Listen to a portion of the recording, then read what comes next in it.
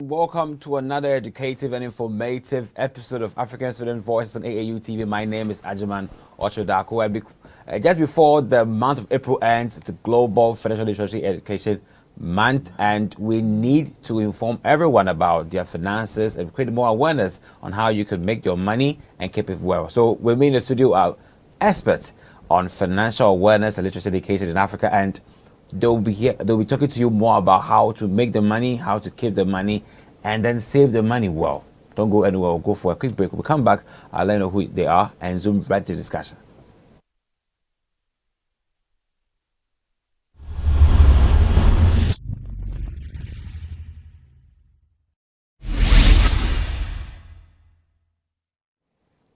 You're welcome back to African Student Voice on AAU TV as we inform and transform, and I'm glad to bring you back on the show on the topic improving financial awareness and literacy education in Africa. The need is about time, and we're still in the financial literacy month, and as it is, it's important that we educate you on how to be aware of these financial issues, these indices, and also how to keep your money well. So with me in the studio today, I have with me lecturer at the Department of Finance at the University of Ghana Business School, and also the coordinator for the Financial Awareness Association, in person of Dr. Agyemang Okyere.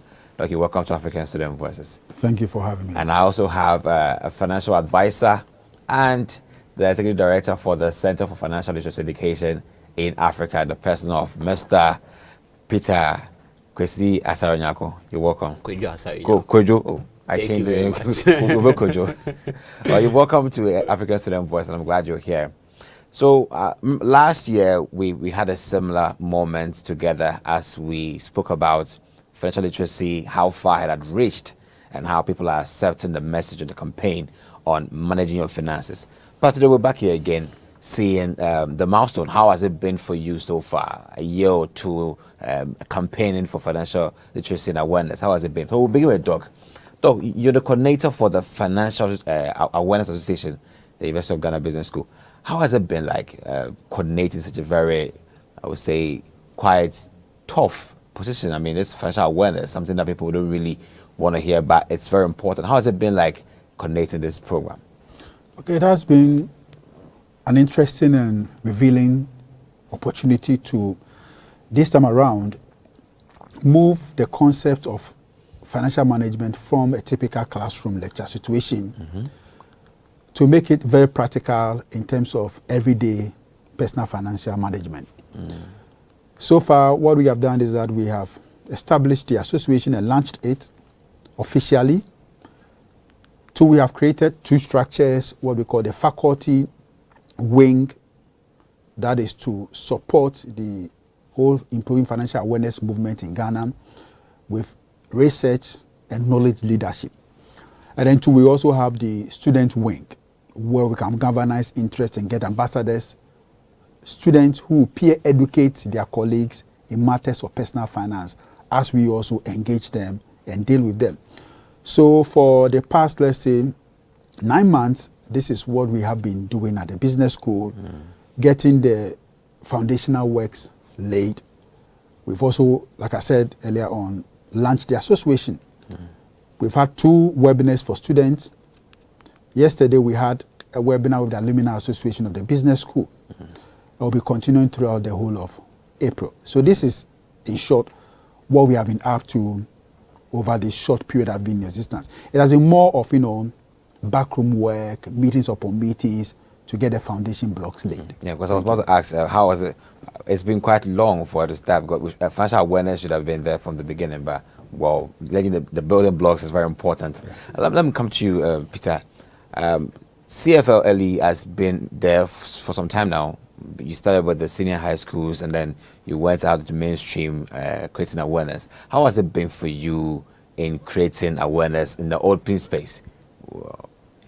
Could you like this? Thank you very much, Okyere Darko. I would say it has been challenging because financial literacy is a concept that is not embraced mostly in our part of the world. So pushing such a new concept was challenging. But as time goes by, people are now embracing the concept. people are now accepting, they are now seeing the need for them to prioritize their financial decisions and plan for the future. So talking to market women about financial literacy, engaging students about financial literacy has been really a tough challenge. Yeah, it has been tough. But once people are embracing it, we are on the right path. Okay. You know, I'm glad that we're talking about improving financial literacy and awareness in Africa. But it will begin with some evidence, but empirical or theoretical. Doc, can you help us with some background information? How has it been from research point of view, the state of financial literacy in Africa? Okay. The issue is that Africa has been classified as a continent that is relatively poor, and there's scientific evidence backing that, normally issues of financial literacy does not really appeal to those who are relatively poor. So I think in 2015, S&P, together with Lasode and then another researcher, conducted a survey around the world to assess financial literacy level. And it came out that Africa and Southeast Asia has the lowest in terms of levels of financial literacy. Okay. What did the research seek to do? The research sought to assess adult working populations' understanding of interest, compound and simple interest, inflation, diversification, and then basic investment. And it came out clearly that for the group that was surveyed across Africa, the scores were no good. Again, that of South Asia compared to the Americas, Europe, and then other parts of the world. In Ghana in particular, it came out that 68% of adult working populations are not financially literate. Okay. This is problematic for Africa. Why? Because Africa has been seen as a continent that is the youngest in terms of age bracket. Yeah. To again, this same continent has the major chunk of adult population that are hooked onto mobile money transaction. So if you run over a population that leads the world in mobile money transactions over that same population having low financial literacy level, we are realizing that there's a problem and more or less a pandemic ahead of us. Yes. These are individuals who are spending using mobile money transactions, but then again, their ability in terms of understanding the concept to back prudent financial management is lacking. This means that we need to address the issue of financial illiteracy in Africa. The problem is that the financial institutions do it, but they do it in silo approach. Okay. A financial institution like a bank will embark on financial literacy when they want to sell a product. Yeah. They will not see it as a public good or a public need. So if I want to sell a loan, then I must provide some form of literacy in that particular area. If I'm an insurance company, I want to sell an insurance product, then I must provide some form of insurance knowledge. If I'm a pension fund, I want to sell a retirement product, I must provide some form of insurance pension knowledge. This silo approach does not help, because the individual you are going to sell the product is not only coming for a loan. His ability to service or not to service the loan is dependent on some of the other variables. Okay. And so if you don't have a comprehensive approach to financial education and financial literacy, and then our institutions will approach it in the silo approach, then we will still have a large chunk of the population not being financially literate. And if you are dealing with an individual who is financially illiterate and is coming for a loan, he doesn't have the reason that he has to pay, because that idea to even pay has not been incorporated into that person. I believe that financial literacy, if you're able to improve it, will go a long way to help. It's a win-win situations for all. Sure. So in the course of improving financial literacy in Africa, particularly in Ghana, how has it been for you as Executive Director for the Center for Financial Literacy in Africa? What are some of the activities you've done so far and the progress you've seen? Okay, thank you very much. With the Improving Financial Awareness and Financial Literacy movement, I think we started putting together this movement 3 years ago when we started Center for Financial Literacy Education Africa. Yeah. We wanted to get in touch with organizations that have much experience and knowledge about the field we wanted to go into. Sure. So we started reaching out to organizations outside Ghana, international organizations, and we got in touch with the Financial Awareness Foundation, who have similar mandates as we have to actually improve financial awareness and create a massive financial literacy education. Yeah. And together with them, we decided to create the Improving Financial Awareness and Financial Literacy movement in Ghana. They had similar movement in Kenya, Uganda, Tanzania. So we decided to model that same movement in Ghana. And by the grace of God, we launched the movement on the 31st of March. Okay. And through the movement, we also launched the FA Association at University of Ghana. Okay. So it has been quite interesting. The process has been a bit behind the scene. Yes, we have been working behind the scene to get this movement in front of everybody, to actually touch everyone in Ghana. And the movement, what the movement seeks to do is to touch everyone in Ghana at least twice a year. Okay. So we are saying that in April, which is Global Financial Literacy Month, Yeah. we want to model that same financial literacy month in Ghana and create massive awareness on financial literacy. Yeah.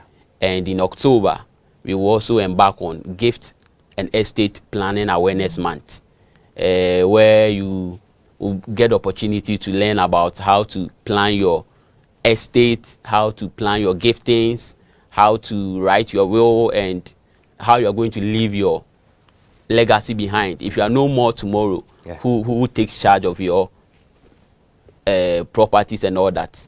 So the movement is built around these two campaign venues. April as Financial Literacy Month and October as Gift and Estate Planning Awareness Month. Great. Yeah. Doc, thinking about how you track your progress so far. I was about to ask you, but I wanted to find from Doc, since you're coordinating the association, how do you track your progress in terms of financial literacy in your students? Okay, thank you very much. The FA Association comes in as a research think tank to support the movement. Yeah. You know, before you undertake the campaign, you need to know what the needs are. That is one. So the FA Association, like I said, has two structures: the faculty wing, which is the research group, and then we have the student group. And then during the campaign, you have to pick in the pointers of the ground. And then after the campaign, over time, you need to assess to see whether really the objectives were met. So we believe that once we identify the problem areas of financial literacy, and then we run the campaign, we will be able to, from the response, collect the data, having created the awareness, and then sit back and then analyze and see how far we have been able to touch the lives of the average Ghanaian or the Ghanaian in general. Again, we are talking to strategic partners who deal day in, day out with their clients who need to be financially literate. We're talking about the banks, the pension houses, we're talking about the fund management companies, we're talking about insurance companies. We are working out the partnership. And once we have the partnership with them and they come on board, then we can also have direct access to the clients. And then we can also engage them with the articles and the write-ups that we have, the educational materials. I believe that because this is a lifelong learning program, over time, there will be a change in behavior and change in attitude, which has been influenced by the educative materials that we have in the area of financial awareness and financial literacy. So to be backed by research, and this is what we seek to do to support the movement. How do you also track your progress in terms, you've gone out campaigning for to many people. Sure. How will I able to tell the progress they've that you've enabled to their benefits? How do you do that? Okay, so as part of the movement activities, that's where we have the FA Association. So every activity that we embark on, we have to make sure the FA Association have an idea about it, and that's our research for us. So in terms of measuring the impact of the activities and all that, it's handled by the Financial Awareness Association at University of Ghana Business School. Yeah. I want to put this to you to help us on. These are the very common concerns out there. That if you were a young graduate and you just came out of school, you've not even got a job yet. The economy isn't that viable in terms of lending out loans with soft interest, Sure. but rather very huge interest. What would be the essence of financial awareness and literacy if we can't even access funds to do business with on a soft basis in our country? Do you think that matters to financial literacy and awareness, or you give something much more better than that concern? Okay. So I would say financial literacy is actually a lifelong process.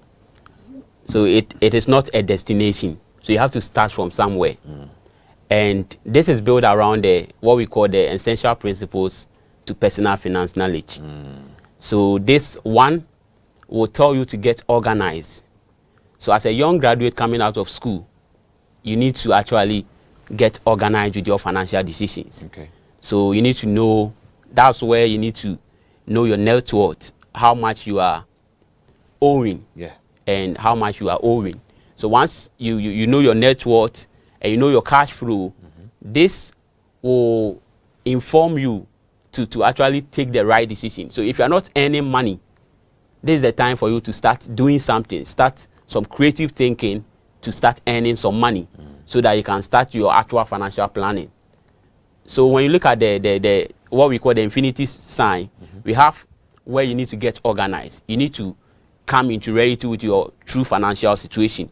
And once you assess your true financial situation, then you can begin your financial planning. Okay. So financial literacy first will tell you who you are when it comes to financial issues.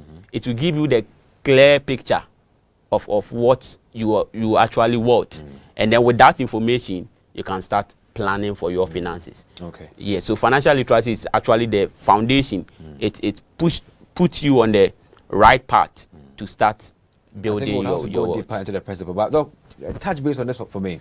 If a young person out there has this concern, what would you want to say to that person? Okay, then financial literacy becomes more relevant. Okay. And the question is why. You see, he talked about financial planning.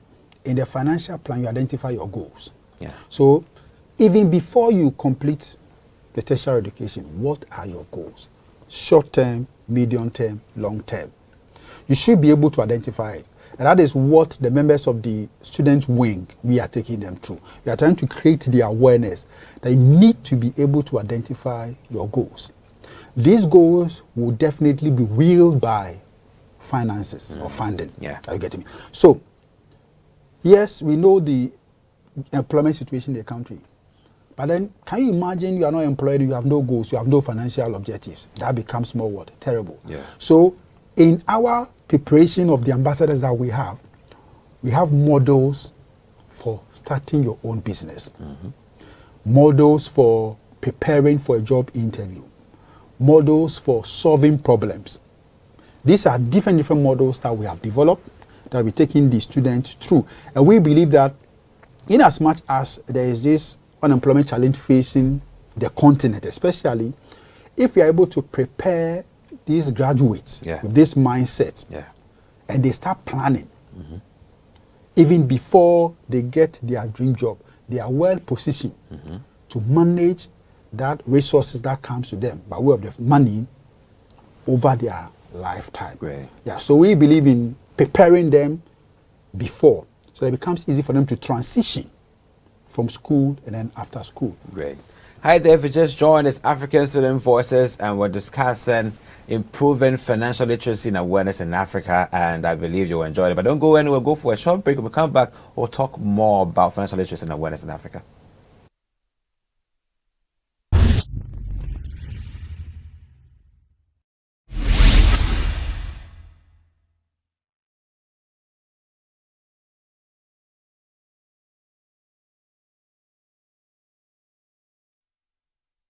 Back to African Student Voices, and my name is Agyemang Okyere Darko. I'm here with my guest, Dr. Benjamin, and also Peter Kojo Asarenyako. We're talking about improving financial awareness and literacy in Africa. And when I want to move to one of the most critical areas, the principles. I know this is not just a 30-minute discussion. There's more to this, but give us some nuggets. Doc, what are some of the principles you want to share with anyone out there about financial literacy and awareness? Okay, the principles are many. because principles are what people want to abide by. So different authors, different organizations have their own set of principles. But we, being part of the Financial Awareness Foundation, have over the time developed what we call the infinity sign. The infinity sign, because we believe that lifelong process means that at each point in time, you go through two big blocks. One, you have to always get yourself organized. And then two, do your planning like Peter was talking about. Yeah. So we have 11 blocks within the infinity sign. Where the first one is you have to get your paperwork done. Paperwork means what? If you work, you have a paycheck. How much are you paid a month? You need to know it. If you have a checkbook, are you hiding the checkbook? Is it available? So in case of emergency, somebody can fall on that checkbook to help you out. ATM cards. Do you know what PIN? Are you sharing your PIN? We are not saying that, keep your PIN all over the place. But somebody within your household must know it. When you buy television sets, you have guarantee and warranties. Are they gathered at the place? That's what we mean by get your paper in order. Why? Because in an emergency situation, you may need somebody to fall on that to help you. Yeah. So that's the paperwork. They talked about the net worth. What do you owe? Have ownership over? And what obligations are you, in terms of financial obligations, are you expected to pay? If you're able to identify all your assets, and you identify your liabilities, you establish your worth. That is what is done to rank the richest people in the world. It doesn't matter whether you're a student, you should be able to do this. After net worth, you have to identify your cash flow position.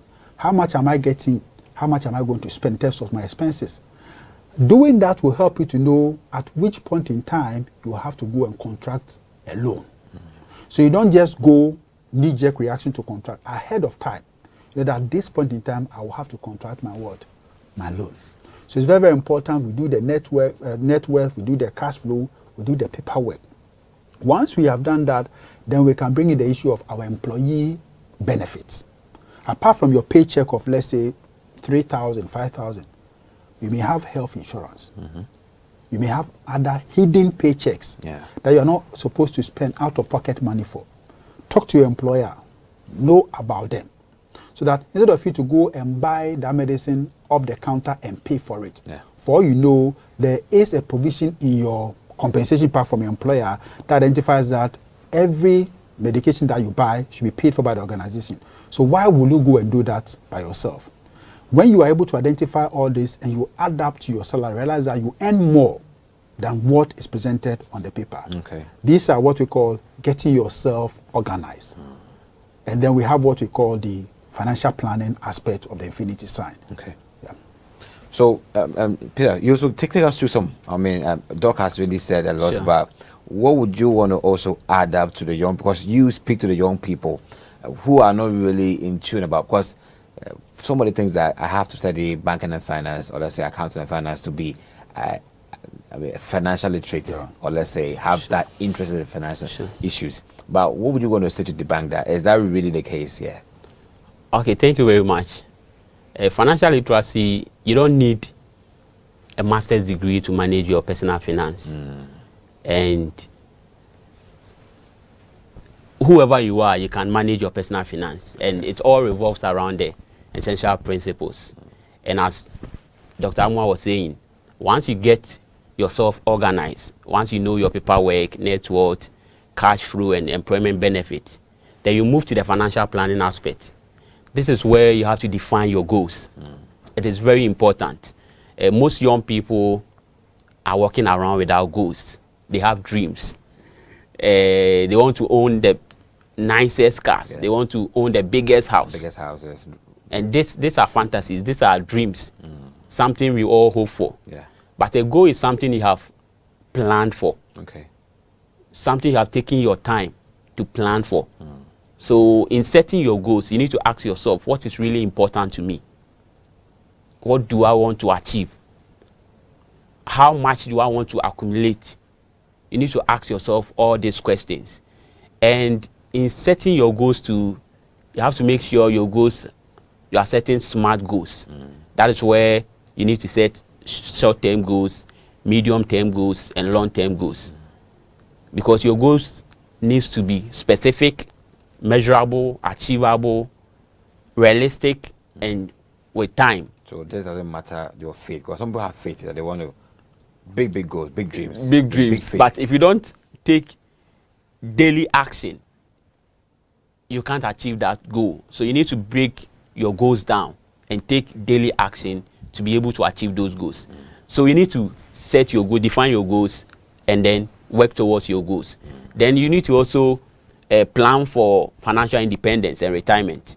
So for young people, when you talk about retirement, we don't want to hear that. They think retirement is 40 years. We have time, right? But you need to be financially independent.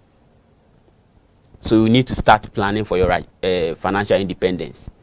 Even if you are not thinking about retirement, you plan for your financial independence. Because you can only plan for retirement when you are financially independent, when you don't depend on anyone when it comes to your financial issues. So young people need to start planning about their financial independence. Yeah. See. I mean, I believe that people are beginning to understand that you don't need that kind of degree in finance to be a financial literate. Not at But all. let me also put this across. Does financial literacy and awareness only matter to how you earn money and how you spend your money? Is there anything beyond this for financial awareness and literacy?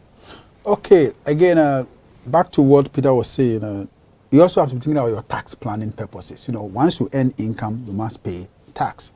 So apart from paying the tax, you must do some tax management. Many a times you don't do it. The time we even pay our taxes, sometimes, you know, disadvantages our financial position. So knowing the timing of your tax and paying it is very important. Then there are also tax benefits. When you are single, when you marry, when you have 1, 2, 3 children, each of them has its own tax benefits. Many people don't tap into it because they don't know. So tax planning should be part of our financial planning. Then you can talk about the issue of estate planning. I think we mentioned it earlier on. It should also be part of our personal planning. When you were coming to the world, somebody planned for you. Your parents planned for you when you are coming to the world. Yeah. When you are exiting and transitioning the world, this time around, nobody will plan for you. It is your responsibility to plan and exit. Because it was done for you, the only thing you can do is also plan and exit. But many a times, because like we said, death, we all fear death, we don't plan for that. It is up to time we take our estates and estate planning seriously. Again, we also want to do some gifting. Some of the assets you have acquired over your life, you should be able to give some out to have a helping hand, to help somebody in the society. Your community, maybe your church, maybe your old school, maybe your workplace or an orphanage. You should be able to plan that. That is what Peter was hinting that in October, we engage on what we call the estate and gift planning awareness. Okay. So that it will be part of our personal planning. It has to be part. And once we do this, I think it will be okay. And like I said, it is a lifelong thing. So don't just plan and do it today. But at each stage of your life, as you grow, as you accumulate, and as you get into retirement, you should be able to what? To do this planning all along. Great. And then you have a peace of mind. You don't need all the money in the world to have the peace. It's about the planning aspect. Okay. And because the planning aspect, I've got to do more of the thinking, many a times you want to live without it. But once we can develop that skill, I believe that we'll be able to manage our resources, irrespective of how little it is. Great. We'll be comfortable with it. That's great. Sure. And let me add the most important aspect, investment. Okay. You need to also plan for your investment planning. Most people do not plan for their investment. They just go into it. So you need to know how your investment is even going to earn money. You need to understand asset allocation, the need for diversification. All these things will help you to do well with your investment. So these are the elements that makes a person financially literate. Yeah. I think that this concept should actually be multi-institutional. It should be everywhere that we should interject. But Doc, how is it like? Is there a connection between the FA and the University of Ghana and also the universities in Ghana and across Africa? Is there a strong bond or what building up? Yeah, like Peter was saying, we have presence in Kenya, Uganda, Tanzania, and Ghana. Yeah. Because of COVID, the uptake has been quite slow. Because universities, especially in Africa, most of them had to go to what we call the COVID, break. Yeah. And so the speed at which we had in mind to move has been quite slow. So we are still in talks with Makerere University, Kenya University. We have one in Tanzania, and we are still engaging. Maybe Ghana has overtaken some of these earlier leaders who came on board. But we believe strongly that once we have the success story in Ghana, we can replicate this success story across Africa. Because trust me, if we are able to get a chunk of our working population financially literate, this social consequence of retirement, where individuals go on retirement, they can't go for vacation, medical care becomes a problem, can be solved. And that big burden on the government at that point in time can be taken care of. We have been told that SNIT is not giving enough to pensioners. We now have the three-tier pension system, the second tier and tier 3. Aside that, individuals are also being encouraged to plan, because the future has always been tough compared to what has been happening in the past. So we believe that if you are able to get a critical mass of the population to be financially aware and financially literate, then they will be prepared to manage their resources by themselves. Again, these resources that Peter talked about, going through the conduit of investment, means that investment houses are going to have access to pool of funds. And this pool of funds will also have to be invested in various sectors of the economy. So the individual is planning for his retirement.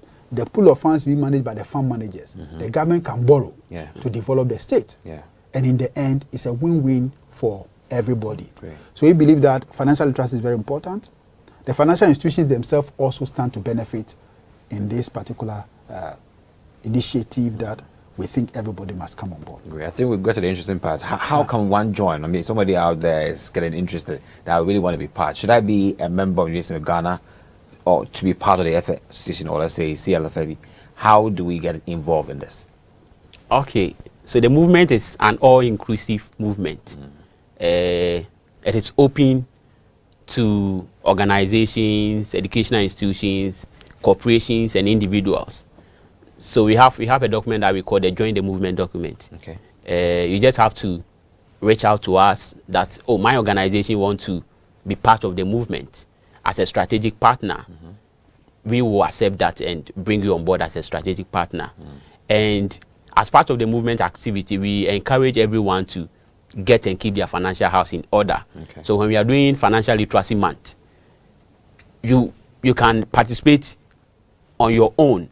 Yes, we want everyone to be doing something about their financial life in April and in October.